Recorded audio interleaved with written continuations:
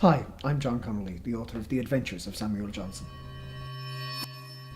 In the gates, a small boy named Samuel Johnson, accompanied by his dog Boswell, a dachshund, discovered that his neighbours are trying to open the gates of hell. But unfortunately, as when small boys tell people that their neighbours are trying to do unpleasant things, nobody believes him. And it is really only when the hordes of hell start pouring out of a suburban basement that people begin paying attention, but by then it's too late. And it really is up to Samuel and his dog and a very unfortunate demon named Nerd to try and stop the earth being taken over by the hordes of hell.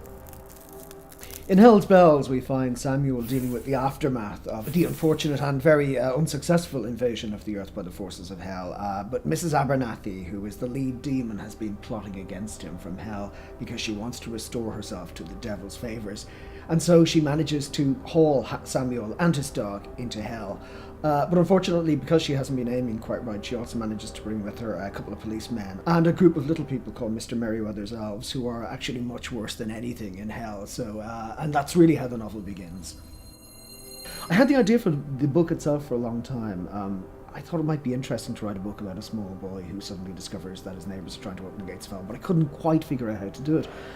And then I became quite interested in physics, in the way that you do for something that you weren't good at school, and you come back to as an adult and think, I might be able to tackle this now.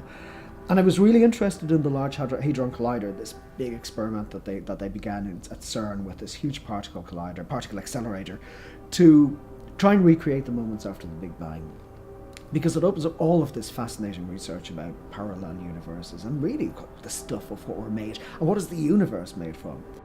It seemed much more fun to try and pick stuff that was real, because the world is fascinating as it is. You almost don't need magic. The stuff that science is coming up with about the universe is actually so fascinating that really fiction doesn't really compare to it. It's just so interesting and quirky and curious that I couldn't really let it pass, and it became really the substance of these books.